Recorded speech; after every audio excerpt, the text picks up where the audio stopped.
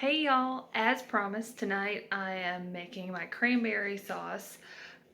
Cranberry sauce is a super easy side to make, and it seems fancy when you tell people that you have homemade cranberry sauce.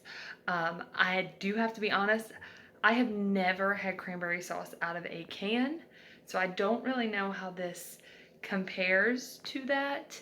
I would like to think that it's better because it's homemade and not stored in a can, and it's fresh ingredients, but I know that everyone has their own opinion. So maybe I'll grab a can of cranberry sauce and do a comparison. But anyways, like I said, this is a super easy side, and I'm gonna show you how to do it now. It's gonna be a quick video because it is that easy. You can do this. All right. Okay, so you can see I have everything laid out for my cranberry sauce. I'm going to try this one-handed so I can record, and just bear with me. We'll see how this goes. So first you have your pot, and you're going to turn your stove onto medium heat, medium-ish. And then you have your bag of cranberries, which I washed and I put back in the bag so that way, I don't know, it can just be fancy. We're going to pour these in. It is really weird looking through the camera doing this, so if I mess up, don't laugh. Alright, and I'm alrighty in it, trying to hold the camera and stuff. So, to that, we're going to sprinkle over 1 cup of sugar. It's kind of hard to see in the light. 1 cup of sugar. There we go. Alright. Sprinkle, sprinkle, sprinkle. That's a lot of sugar. And we have 1 cup of water.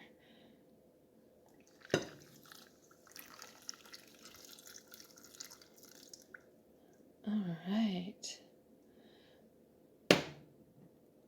Did not get out my spoon to mix with. Let's see. I'll just use this small spoon. Alright. Just give that a quick stir around.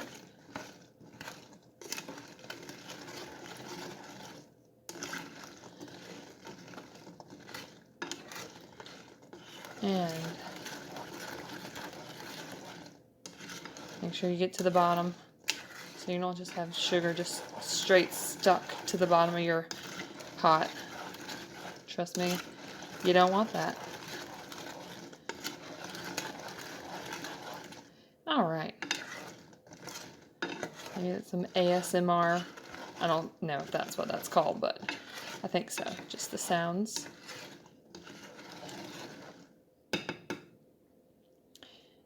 Okay, so some recipes want you to add a splash of orange juice. I'm going to do that. I have an orange here, and I'm going to put a little zest in it, and I am then going to use the juice of half of this orange. So I don't know how to zest it with just one hand, so I'm going to pause the video and zest my orange, and then I'll be right back.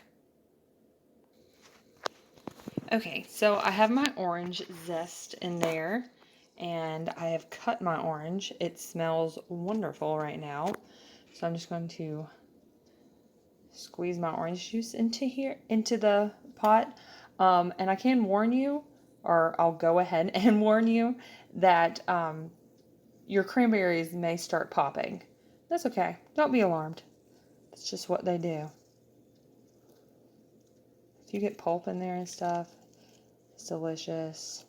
I just remembered I have a cut on my finger, so this is not very great. Not great right now. This is a navel orange, so I'm not really concerned with seeds.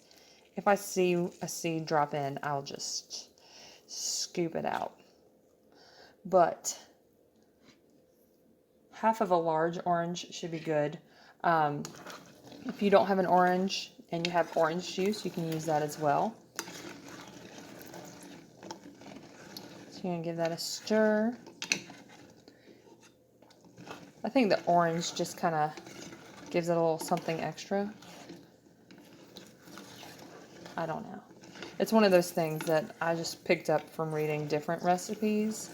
So anytime I'm in the kitchen and cooking, I'm usually having a good time, but it's literally like an episode of Chopped, and I just see what I have and kind of take little tidbits that I've heard from here and there and go with it. And you know, if it's good, then awesome. But if it's bad, then I learned, right? That's all you can do, learn.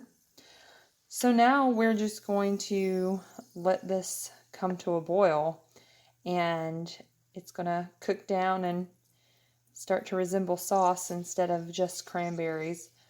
So I make this whole cranberry sauce. So I have whole cranberries in there, and like it stays a lumpy sauce. But if you want it to be more like the canned kind, then you just take what we're doing right now. There's one that's like squirting up. It's funny. Anyways, you just take what we're doing right now and you will put it through a strainer, mash it thoroughly, whisk it around, and it'll become your jellied cranberry sauce. Oop, one popped. Okay. So, this is boiling. And we'll be back when it looks a little more complete. Okay, so it's been about 4 minutes, and you can see my cranberry sauce is at a boil. It will start to get frothy, so make sure you are stirring. And when it gets to this point, you can turn it down to low and slow. And just let it keep boiling and doing its thing. At this point, you just want it to kind of thicken up. So I'm going to turn it down a little bit lower. Let it just come down to where it's just simmering and thickening. And you just can keep stirring.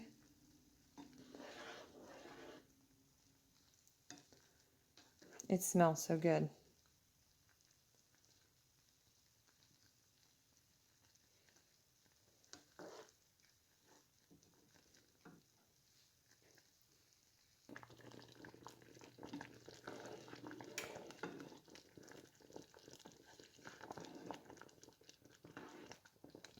La la la.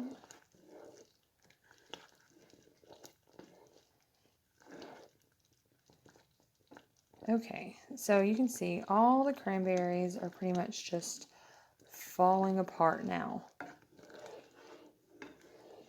So this is pretty much done. It will congeal, if you will, as it cools down, just like, jellies and stuff. So it's going to come together and actually start to make a sauce as it cools. So I'm going to turn it off. And I'm just going to let it sit here and cool. And then I'm going to store it in the refrigerator. After I put it in its container, I was thinking about putting some orange zest on the top of it. However, that's not the container I'm planning on serving it in on Thanksgiving. So I don't know. I may have to get another orange just to zest for day of, which is fine because we'll eat the orange. But anyways, so to recap, that was 1 bag of Ocean Spray cranberries. I don't really know if there's another brand, but it was just one, 12-ounce bag. So 1 12-ounce bag of fresh cranberries. I think you could also use frozen. I've never purchased frozen cranberries, so you would be on your own with that. 1 bag of cranberries, 1 cup of water, 1 cup of sugar, white sugar, a little bit of zest from an orange, and then half of the juice of an orange. And if you taste it and you feel like it needs more orange juice, then feel free to add some more because you have another half an orange. Or like I said, if you wanted to use orange juice, that works as well. So I hope you try this, and I hope it becomes a staple at your Thanksgiving dinner. All right, so I have put the cranberry sauce in my Pyrex, prepared it to go in the refrigerator.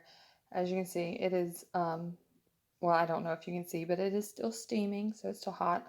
I'll let it cool in this a little bit more, but still a little thin. I don't know. I guess if you like it out of the can, you would want it a little bit thicker. So if that were the case, if this was still too thin for you, then I would let it boil down a little more, and that's going to thicken it up even more. But once this refrigerates, I'll show you later how it looks after it gets cooled. It is way more jellied. So this is perfect to put on your turkey for a little sauce, on your biscuits. If you have biscuits, ice maker, making ice. But yeah, so I'm glad I could share this with you all, and I hope you enjoy it. Gobble, gobble.